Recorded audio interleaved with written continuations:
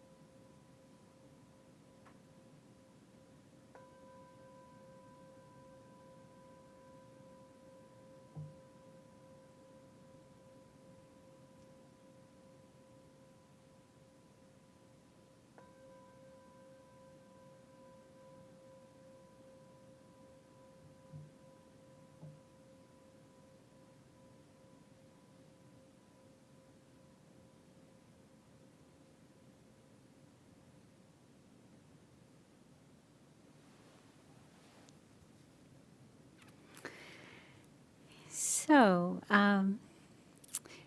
we've established that we are living in fairly chaotic times, and today I wanted to talk a little bit about the practices we have for keeping ourselves in a place of peace, being able to remain calm and experiencing some equanimity in the midst of it all. We always start by stopping, and I'd like to read one of my favorite poems by Martha Postlethwaite that describes that beautifully. She says, "Do not try to save the whole world or do anything grandiose.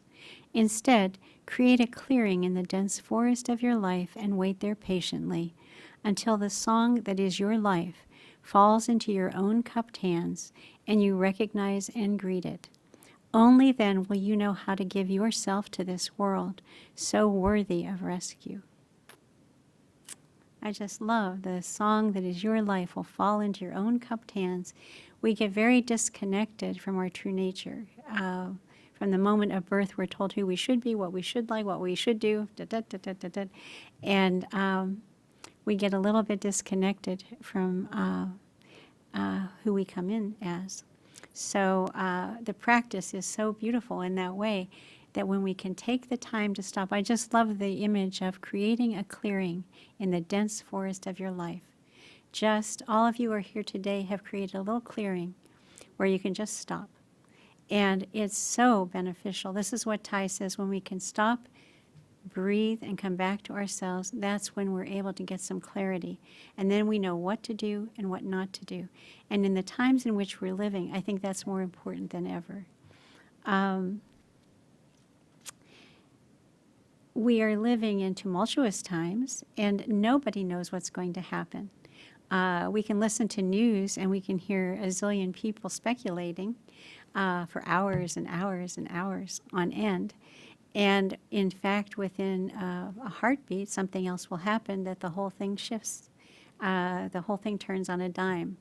So for us to be able to watch our minds, to be able to develop our mindfulness and concentration, so we can see through that and not get pulled off center. Thich Nhat Hanh he always reminded us that we are a community of resistance. We're resisting being dispersed by the culture in which we live. And that's one of the ways we have of being dispersed, that we just are bombarded with information. We're bombarded with demands on our time. We have iPhones, we have phone messages, we have emails, we have text messages, we've got you name it. And everybody's putting a demand on us to respond. Somehow we're supposed to be there available to respond. I often share with Richard, this shows you that I'm getting old, I think, is getting old. I am old, that, but I share with Richard that I remember with fondness the times when there were no such things as answering machines. We just had a telephone. And when somebody would call you, they would either get a busy signal if you were on the phone, or nobody would answer if you weren't home, or you would answer the phone. And if they got a busy signal or you weren't home, they might choose to call back or not. And you would have no idea they ever called. What bliss. I mean, who knew? We had no idea how happy we were. But things are changed. Things have changed a little bit. And so now it becomes more of a conscious practice for us to limit the dispersion. We're also living in times when we're being told that we can't believe what we see, we can't believe what we hear, that truth becomes harder to discern. People get a little bit confused. So what the Buddha offered us always is to stop. Whenever you're feeling you don't know what to do, the best thing is to do nothing. The best thing is to stop. Don't do a thing, just breathe. Breathe to your belly, come back to yourself. Milton Erickson, who was a hypnotherapist, I remember hearing him give a talk, and he said that he was talking about whether people are suggestible or not, whether they could be hypnotized. And he said the best way to create that condition in a person is to confuse them, that in a state of confusion, people are easily suggestible. So I thought, isn't that interesting, that there are many in our world globally right now that are trying to cause a lot of confusion, that are causing a lot of disruption. And we are a community of resistance, resisting being dispersed. And so it's really important, more important than ever, for us to develop our mindfulness and concentration so we can see what's happening, so we can be aware of that, not get pulled off center by any of it. It was funny to me because when I talk about how it's really a deep practice because you're bombarded with so much information and messaging and social media, the whole 9 yards. And that has created FOMO, fear of missing out. Can you imagine? Like we didn't have enough to be afraid of before. Now we have a new fear. We need to be a fear of missing out. What would we be missing out on? You know, like I said, it was so nice to have a phone. We didn't know what we were missing out on. So we don't have to worry too much about that, I don't think. And, you know, like I said, there's a concerted effort to keep us in a state of being dispersed and distracted.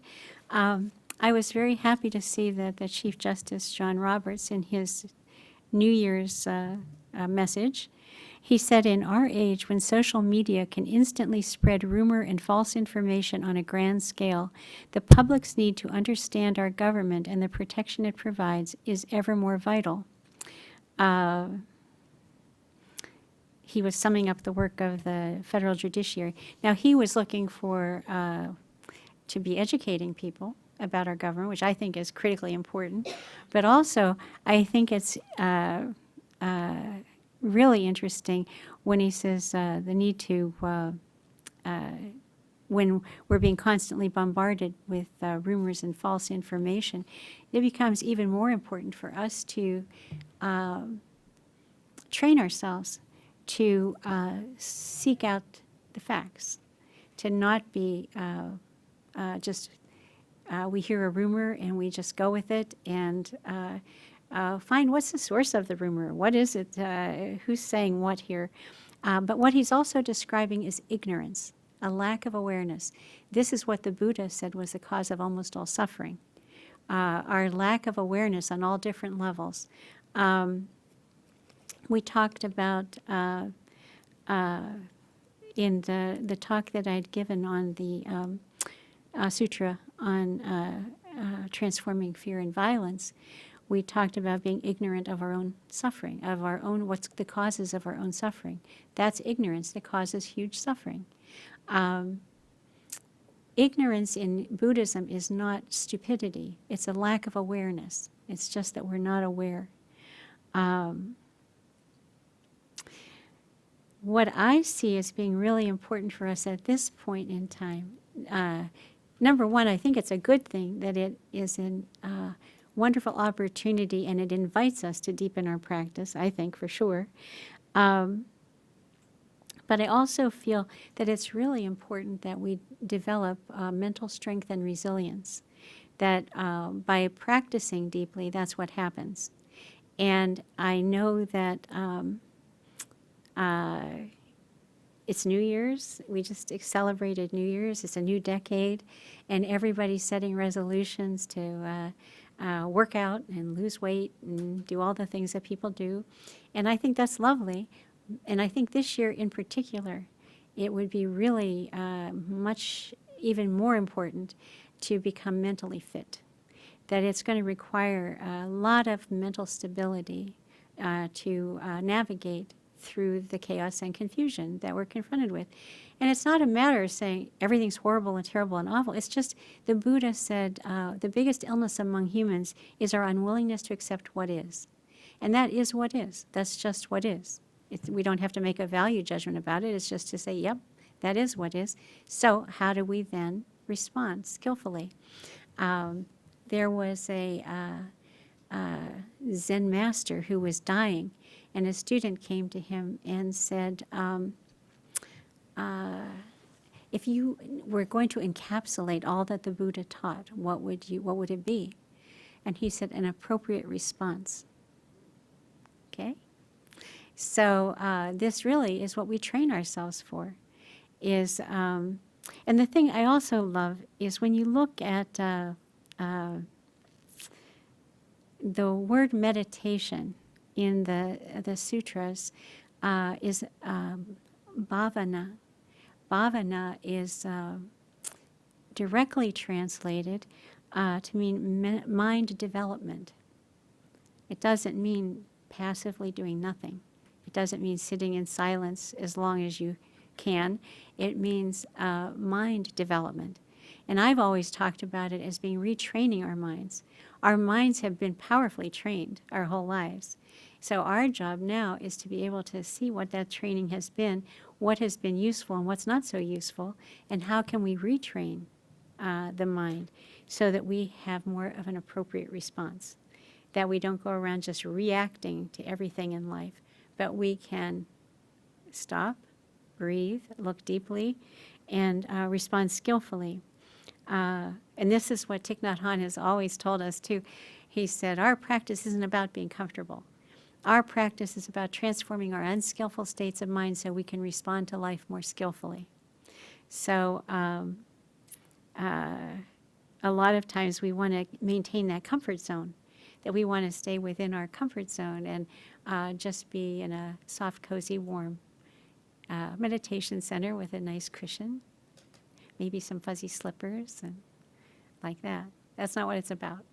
It's really about being able to develop our courage and fearlessness so we can look at ourselves and understand the habits of mind, understand our experience, what's happened to us, and how that has colored our perception of things.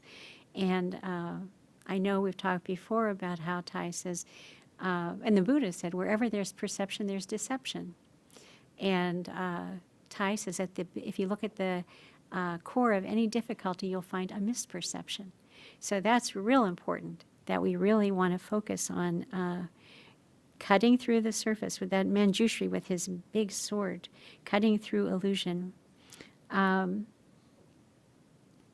So I really believe that the Buddha and Thai together have designed the perfect fitness program for us to develop our spiritual fitness in the new year.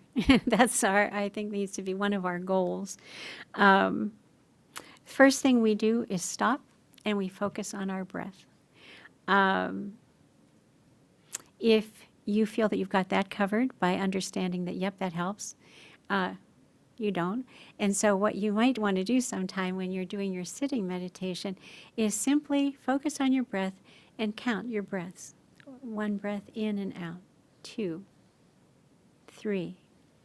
And find how many numbers do you get to before your mind is at super stop and shop. doing something else. And that gives you a little indication of the fact that our minds have a mind of their own. They're very slippery. And so we want to do our best, just as we do.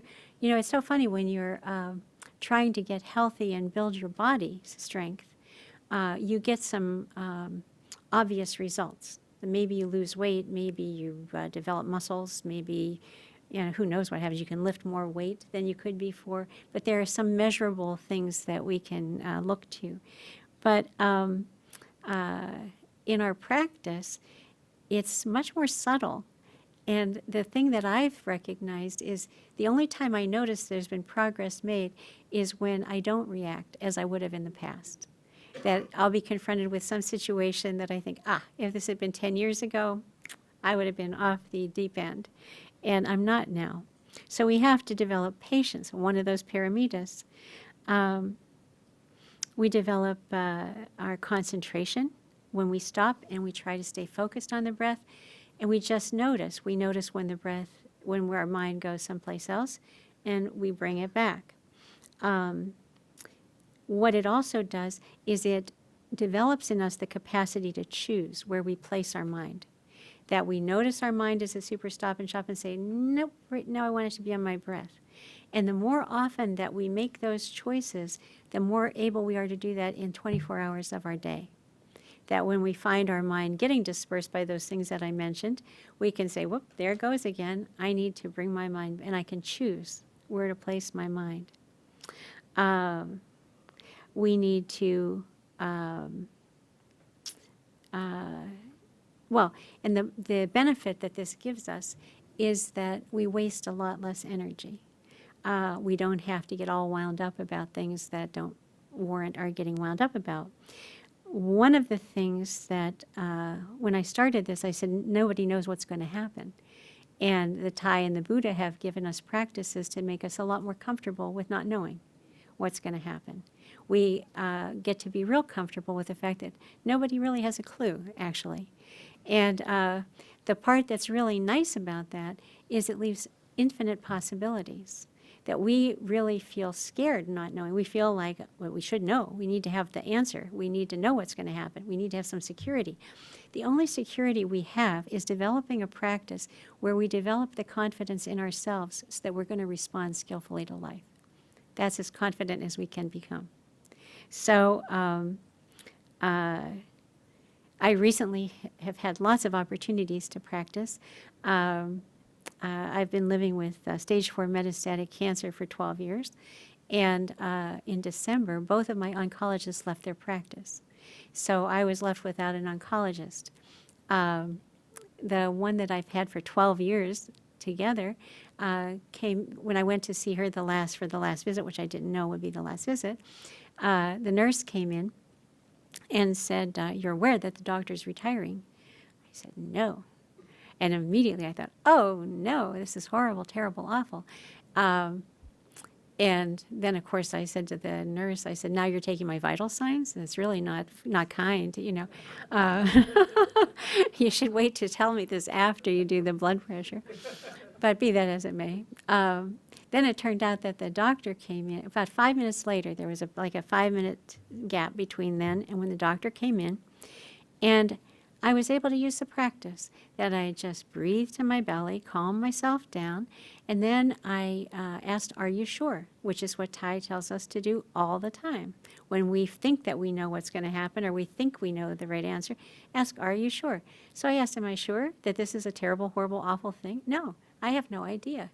That in fact, I'm at a place where I think I'm going to need to change my treatment, and maybe to get fresh eyes to look at that would not be all bad. So this could be a very good thing. I was actually getting kind of excited at the possibility. And then my doctor came in. And it was so lovely because all I felt was I was so happy for her that she could be retiring after 30 years of doing a job I couldn't do for 30 minutes. I thought, you go. This is so wonderful. And I love her dearly, so I was so happy for her. But this is the beauty of the practice. I could have stayed stuck in nothing but total fear. Like, oh no, here I am left adrift and this is horrible, terrible. And and wasted time. I could have wasted time. And then to be able to say yes, and she said, the doctor came and said, have you heard that I'm leaving? I said, yes, and I'm not happy for me, but I'm really, really happy for you. And we had a lovely conversation, so that's all good. And so often in life, we try to avoid anything bad happening. We want only good things to happen. And what we don't realize is the benefit of the hindrances. That we don't realize that there's something to be learned, that it can be a real advantage to us. I know that many people will say, oh, that sounds like a Pollyanna-ish thing to say, that, oh, yeah, wonderful opportunity. But in fact, it's really true. There was a teacher, Atisha, was the teacher that took Tonglen to Tibet. And he had been in India, and everybody told him that Tibet was this wonderful place with all happy people. And he thought, oh no, Tonglen is when you breathe in the suffering in the world and you breathe out peace and happiness, and you're sort of transforming the negativity in the universe, basically. And so he was very worried that he was going to go to Tibet and have nothing to work with. And so he took his Bengali tea boy, who was a pain in the neck. And he'd always been a pain in the neck. And he said, I'll take him, and then I'll be sure to have something to work with. So he took the Bengali tea boy, and I don't know if this is true or not, but they say that the Tibetans joked and said he really didn't need the tea boy. Human beings, we just can create enough to work with no matter what. So we want to stop. We want to focus. We want to calm our minds and our bodies. And then we want to look deeply in order to understand. And we want to look deeply at ourselves to understand what is going on with me. Where did this come from? Is there healing that needs to happen here? And Thai and the Buddha have given us tons of helpful hints and a whole lot of practices to use to do this. There are the Four Noble Truths. The first one is that suffering exists. Suffering is, in Pali or Sanskrit, is dukkha, and it means unsatisfactoriness. All that is your opinion. Who says it's unsatisfactory? Me. I want things to be different than they are. Well, guess what? That's where Mick Jagger comes in and says, you can't always get what you want. And you can't. So you need to be able to accept what is. It's like, yep, right now suffering. And it's the more that I try to reject it, the more I try to run away from it, the more suffering I cause. The sooner that we can just turn and face ourselves, it's amazing how little energy it has. But we can spend years of our life trying to run away from what we think is overwhelming. And we come to find out it's really not. There's craving. We crave pleasure. We try to run away from suffering, go toward pleasure. Sometimes it's things that actually cause pleasure, but then we can become addicted to the pleasure, and then they become a pain. Or we can be addicted to things like getting revenge. We can be craving revenge.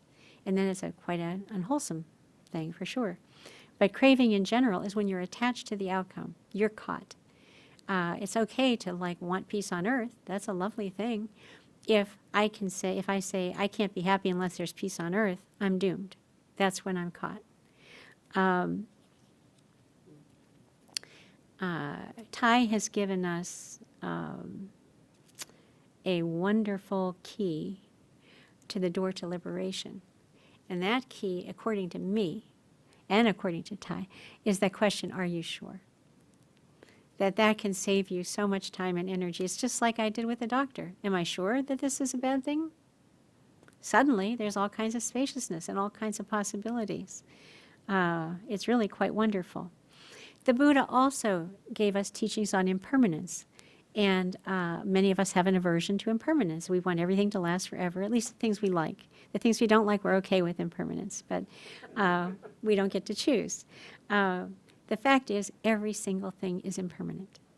And we develop those. Remember, I said Tai tells us that at the core of every difficulty is a misperception. One of the big misperceptions is that we are permanent, that our the things that make us up, that there's some solidity to who we are. We're actually energetic beings manifesting and decompensating every second, every nanosecond. We are in a state of constant dynamic change. We are never who we are, and it's getting worse. Okay? You can quote me on that. The Buddha did not say that. But there are, if you can't really believe that, the Buddha gave us the aggregates that make us up, the 5 skandhas, right? Form, feeling, perceptions, mental formations, and consciousness, the 5 aspects that make us who we think we are. We tie up an identity to this. We know who we are, and we know what we do. We know what we're good at, yada, yada, yada, yada, yada. We go on and on and on. If I look at any one of those, we can look at the form. Is my body permanent? Not at all. I can look at a picture of myself as a baby. Am I the same person? Yes and no, right? Totally impermanent. And feelings. Are feelings permanent? Feelings come and go like clouds in a windy sky. We're just constantly in this state of, and yet we have this solid idea of who we are. We have this identity. We identify with the body. We identify with the feelings. We hold on for dear life. When in fact, when we can loosen our grip a little bit, it can become ever so much more exciting because we have no idea. It's like, maybe I'm not exactly who I thought I was. And then, who am I? And then it gets to be fun. It's like, and Tai said, wake up every morning, look in the mirror and say, who is this? Who am I today? Look at your partner. Look at your friends. The person you've been holding a grudge with for 10 years. And say, are they really the person I thought? Who are they today? I bet they've changed a little in 10 years. I bet there's been maybe some differences that I'm not aware of, but I'm holding them in amber just like I do with myself. So it's a way we have of freeing ourselves up. Perception. And perception, like I said, the Buddha said, where there's perception, there is deception. Our perceptions are killers. I mean, they can be really, they're colored by our experience. Whatever's happened to us colors our perception. I recently talked to a friend, and he had shared with me that there had been trouble in his Sangha. I mentor people from all over the place, from Hong Kong to Miami Beach to wherever. So this person was from another state. But he had trouble in his Sangha, that somebody was facilitating and got a question asked that they didn't know the answer to. And I thought, had that experience, this is not unusual. But this person was saying, well, what do you do about something like that? And I said, well, take refuge in the Sangha, find order members or Dharma teachers that have been doing it longer, that might know the answer, come back the next time, answer the question, whatever. Well, a number of weeks later, talked to this guy, and he said, I resented the fact that you were judging and criticizing me. And I said, I was. And he, yes. And I said, how's that? And he had just felt really criticized. It wasn't even about him. It was about somebody else in the Sangha, but he had taken it personally, feeling that he was supposed to know the answer to the question. Where does this come from? Where does it come from? It's old habit energy. This is not weird. He is not the least bit unusual. This is normal.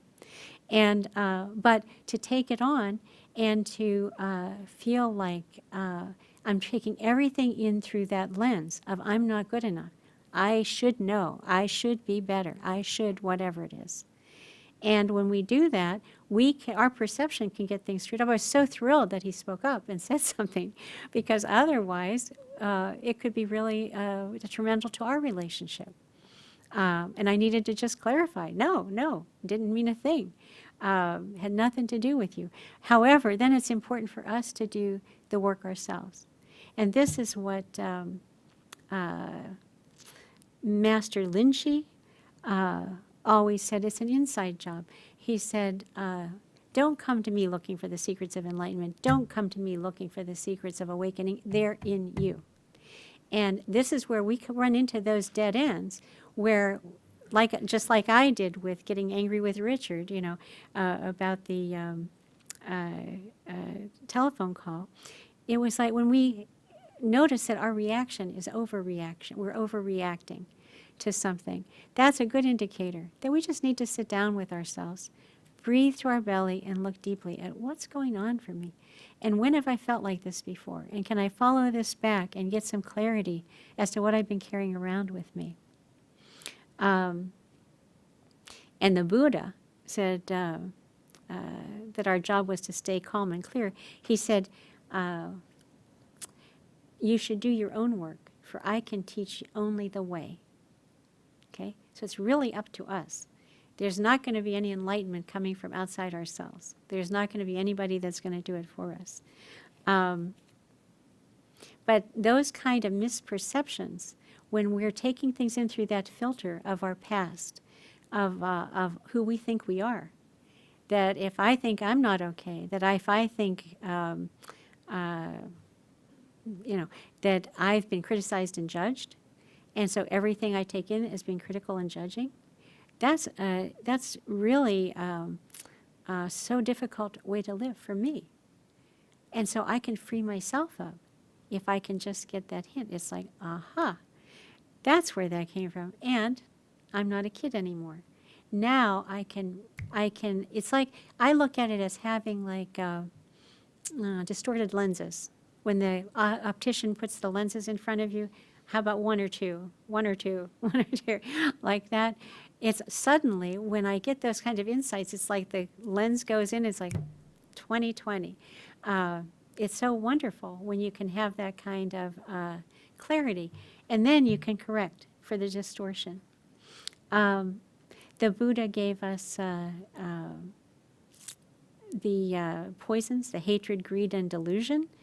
Like I said, to not allow any of that. When we can come from a place of interbeing, we don't get into hatred, greed, or delusion. That when I know that anything I do to you, I'm doing to myself. Okay? If I'm kind and loving to you, I'm watering the highest and best seeds in myself. If I'm nasty to you, I am watering the most unwholesome seeds in myself. We are. It's inescapable. And so as a community moving forward through the kind of turbulent waters we're in, I think it's going to be more important than ever for us to recognize our co-responsibility for each other's consciousness and to make sure that we're taking really good care of each other, to water nothing but the highest and best. We all need to be our highest and best in order to navigate this well.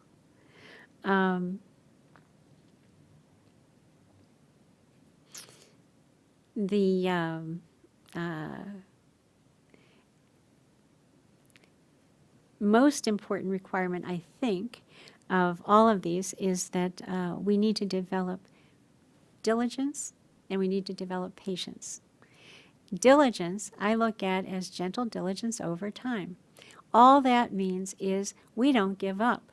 It means that minute by minute by minute by minute, we just try to do our best to pay attention, and we accept that the Buddha gave us all the hindrances, the poisons, all of the obstacles that can get in the way. The hindrances, craving, aversion, sloth, and torpor, which is my favorite of the hindrances, and restlessness and doubt. Those are the hindrances. And we can, when we understand and normalize that, when they arise in us, we don't have to feel any criticism or judgment of ourselves or think that there's something wrong with us. It's like 2,600 years ago. That was normal, and it still is. And I have everything in common with every human being. So it's a matter of just recognizing those things when they arise and saying, it's a pain in the neck. It's an obstacle in my path. I need to do what I can to transform and heal this so it gets out of my way. And the only thing I'll say about the doubt is the kicker. That was the Buddha's last temptation of Mara, when Buddha was sitting underneath the Bodhi tree, and Mara came to him, the tempter, and he had tempted him with all different things all night long. And the Buddha had withstood all of the temptation. And the last one was Mara coming and saying, "Who do you think you are that you could be enlightened?" And the Buddha said, "With earth as my witness, I'm worthy to become enlightened." And he touched the earth. So we all are. And what the Buddha discovered during his enlightenment was that all human beings have the capacity to wake up. He didn't make any exceptions whatsoever. He said, how strange that everybody's floating in this sea of suffering and they could all wake up. They all have the capacity to wake up. So the biggest doubt that I find that I have wrestled with, and that people that I mentor share with me that they wrestle with, is their own doubt of their ability to wake up. That we really don't believe that. You know, we sit, we do our meditation, we show up at a Sangha meeting, we do this, that, but do we really believe? Oh, no, you don't understand. You know, I watched Captain Kangaroo as a kid. People who watch Captain Kangaroo don't wake up. They're not enlightened beings, et cetera, et cetera. We have all these different goofy ideas about what that is. It's, we definitely all have that capacity. We just need to be diligent. And all that means, we don't have to be militaristic. We don't have to force anything. We need to be nothing but compassionate and understanding and gentle with ourselves. And just begin again, and begin again, and begin again. I said that I don't make New Year's resolutions. I set intentions with the awareness I'm going to have to begin again, over and over and over and over. It's just the way it is. So we have to make sure that we develop our diligence. And the other critical piece, I think, is our patience. Just as we've spoken about before, is that inclusivity. Accepting ourselves exactly as we are. No expectation that we're ever going to be any different. And in that spaciousness, we have every possibility to be who we truly are.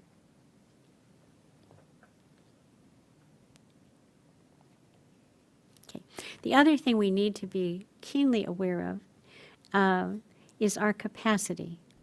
That a lot of the folks in our sanghas, I know anyway, I feel, are incredibly high-functioning, wonderful human beings who have all kinds of competencies, capabilities, whatever. And so it's not a matter of, when somebody says, can you do this, about 100% of people could say yes, they could. But just because you can doesn't mean you should. We need to be very compassionate with ourselves to say, what's reasonable for me? Am I putting too much of a burden on myself? Can I be kind to myself? Sister Annabelle, when I first went up to Green Mountain Dharma Center years ago, I asked her, I said, it seems odd. I said, a lot of people that come on retreat spend a lot of time crying. Do you know why that is? And she said, well, sometimes people finally have this spaciousness to feel the suffering that they've been carrying around. But she said, for the most part, we find that it's because people have never felt kindness before. And it's that feeling of pure kindness that just broke people's hearts open. So this tells us that many people, many of us probably, have been deprived of a lot of kindness. We need to do it for ourselves. We need to show ourselves enough kindness to be willing to not outstrip our capacity. We also need to be able to water seeds of joy. That's what I nag about all the time. In order to deal with everything that we need to deal with, the suffering, our own suffering, and the suffering in the world, we need to have a big capacity. And if we want to expand our capacity, we need to water seeds of joy. We need water seeds of joy in ourselves and in other people. The way I love to do that is I wake up every morning, Richard will tell you, and I try my best to find good examples of people doing wonderful things. Whether it's a musician who's just creating wonderful music for the world to hear, whether it's an artist creating delightful things, whether it's I just sent out something to people about a bus driver who created a family on his school bus that he assigned every kid on his bus a job. And he introduced this little girl as being the executive vice president. They all had a job. And he, right at the beginning of a school year, he would set the tone. And we're all going to care for each other, and we're going to love everyone. This is his thing. He would give presents to these kids. He would give them presents that had to do with what they loved to do. A little girl had written a book and illustrated it, and he took a photograph of the illustration, made her a T-shirt with her book picture on it, so that he would encourage her to write some more books. But that kind of loving kindness and thoughtfulness, that nourishes me. That waters all my seeds of joy. It restores my faith in humanity. And I find that we don't hear enough about that in the world. We hear about all of the lying, cheating, scheming, plotting that goes on. I think it was Lily Tomlin that said 98% of Americans are really good, decent people. It's the other 2% that cause a lot of the trouble. They're the ones that get all the press. But after all, we elected them. So we just need to be careful about the news we take in and balance that equanimity. Can we balance it? Because it all gets can all get slanted in one direction. We can hear about all the terrible things, all the tragedies in the world, and you can start thinking that's all that's happening out there. And so I need to, every morning when I wake up, I look for something that reminds me, nope, there's something else going on, so this is good. I also think that it's important to hold a clear aspiration and an intention. I like to envision the world I want to live in, and I like to do everything I can to create the conditions to help that to manifest. So in any way that I can, create conditions. That's what I want to be doing in my new year. I think that we've all heard about be the change you want to see in the world. And so, dear friends, I just wanted to remind you of all of the possibilities for practice we have. Of course, along with Are You Sure? I always ask you to ask, what are you afraid of? What are you attached to? And is the way you're thinking about this of any value to yourself or anybody else? And usually I can get through some of them, but if I get to that last question, it's a deal breaker. I'm usually not doing any benefit to myself or anybody. But those questions help me to sift through things and let go. Letting go of my ruminating mind. And I wanted to end today, again, like I said, it was, I like to hold a vision of what the world I want to live in and to do what I can to create those conditions. So I wanted to share a poem by Naomi Shihab Nye that's called Gate A4. Naomi Shihab Nye is a Palestinian-American poet that I adore. And she writes, wandering around the Albuquerque airport terminal after learning my flight had been delayed 4 hours, I heard an announcement, quote, if anyone in the vicinity of Gate A4 understands any Arabic, please come to the gate immediately. Well, one pauses these days. Gate A4 was my own gate. I went there. An older woman in full traditional Palestinian embroidered dress, just like my grandma wore, was crumpled to the floor wailing, help. Said the flight agent, talk to her. What is her problem? We told her the flight was going to be late, and she did this. I stooped to put my arm around the woman and spoke haltingly, Shudawa, Shubik, Habibti, Stani, Shwe, Min Fadlik, Shubit Siwi. The minute she heard any words she knew, however poorly used, she stopped crying. She thought the flight had been canceled entirely and she needed to be in El Paso for major medical treatment the next day. I said, "No, we're fine. You'll get there, just later. Who's picking you up? Let's call him." We called her son. I spoke with him in English. I told him I would stay with his mother till we got on the plane and ride next to her. She talked to him. Then we called her other sons just for the fun of it. Then we called my dad, and he and she spoke for a while in Arabic and found out, of course, that they had 10 shared friends. Then I thought, just for the heck of it, why not call some Palestinian poets I know and let them chat with her? This all took up to 2 hours. She was laughing a lot by then, telling of her life, patting my knee, answering questions. She had pulled a sack of homemade mamul cookies, little powdered sugar crumbly mounds stuffed with dates and nuts from her bag, and was offering them to all the women at the gate. To my amazement, not a single woman declined one. It was like a sacrament. The traveler from Argentina, the mom from California, the lovely woman from Laredo. We were all covered with the same powdered sugar and smiling. There was no better cookie. And then the airline broke out through free apple juice from huge coolers, and 2 little girls from our flight ran around serving it, and they were covered with powdered sugar too. And I noticed my new best friend, by now we were holding hands, had a potted plant poking out of her bag, some medicinal thing with green furry leaves.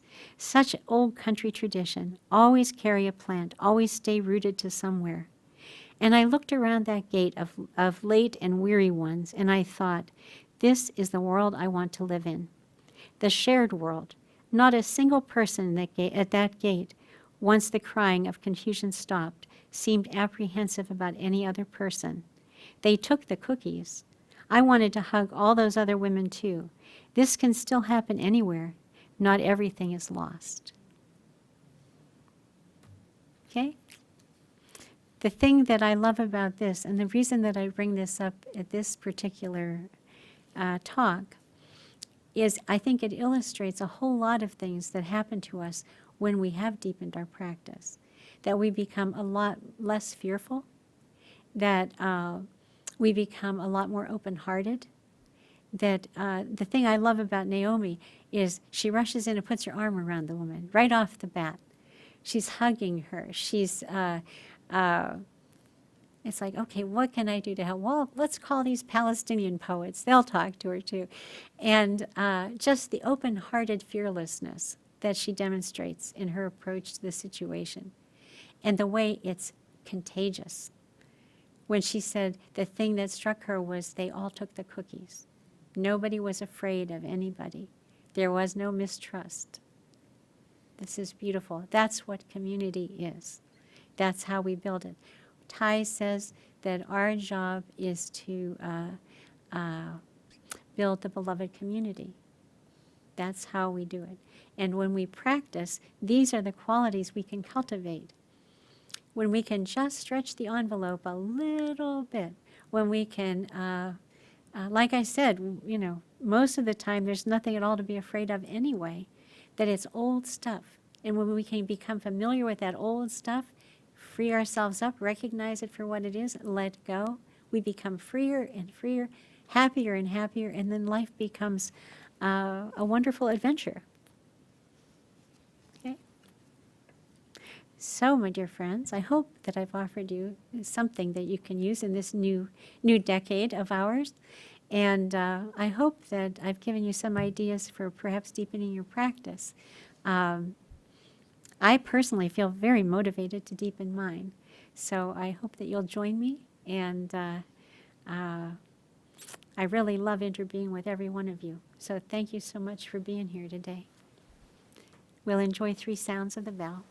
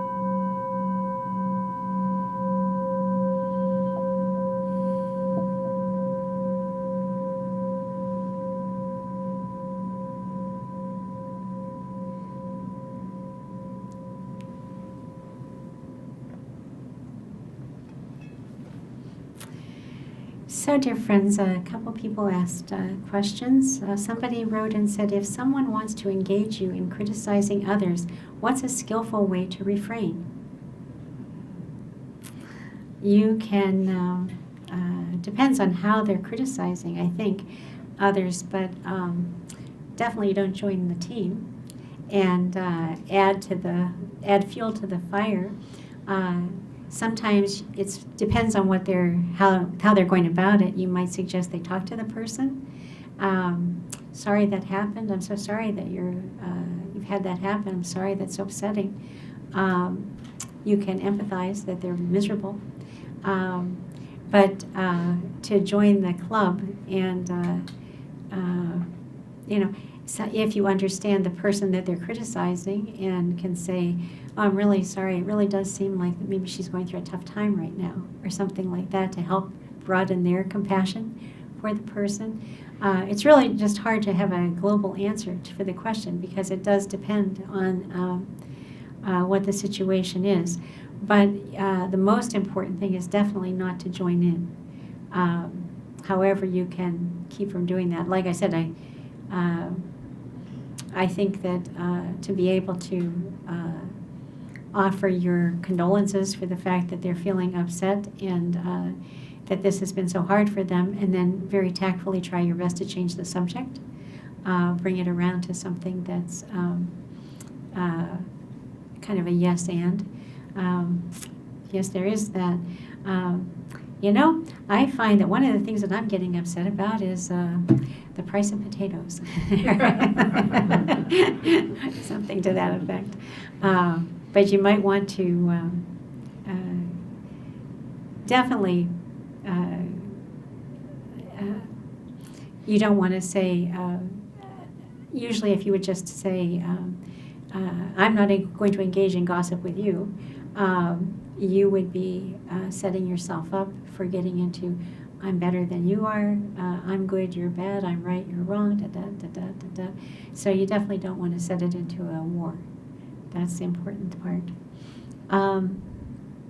When loved ones are getting pulled off balance in fear and anger about events in the world, how can we best be supportive without them feeling their feelings have not been validated? Again, I think that to be able to let them know that you understand completely, and it's a yes and, to be able to join a person where they are. When we go back to do healing with ourselves in the past, it's really important, if I am feeling fearful in the present about being with somebody maybe that I was with as a kid or something like that, and if I can go back to myself as that child and have a conversation with myself and validate. First thing I want to do is say, I can understand absolutely why you're upset. I can understand why you're so afraid. Considering everything you had to go through, it makes good sense that you would be feeling exactly as you're feeling. I want to validate for myself, for that little girl in me, that I wasn't crazy, that I'm not off base, that I can remember being a kid myself and having adults say, you shouldn't feel that way. And realizing how angry it made me. I was just like, oh my gosh, you don't understand, this is serious. I would just get more agitated. So I think that's always really important, to be able to let somebody know you understand, that they've been heard, that you understand them. And it's a yes and. It's like they're off balance, they're in fear and anger about what's going on in the world. And it's easy to say, I can understand why you feel that way. It's been a crazy time. There's all kinds of stuff happening. The thing that I try to stay focused on is that we don't know what the outcome will be. And that at any moment, everything can change. That somebody appears out of who knows where, and somebody dies, who knows what will happen. We don't know what happens. And it can change everything. And so knowing that, I try to keep my mind there and allow myself to focus on what I can do right now in this present moment. Because otherwise I could fall into despair and really not be of any value, any use to anybody. And So to share with somebody, yep, I understand. Yes, it makes good sense. Yes, yes, yes. And I, for myself in a situation like this is how I'm trying to navigate this. And you could offer them that. Yeah.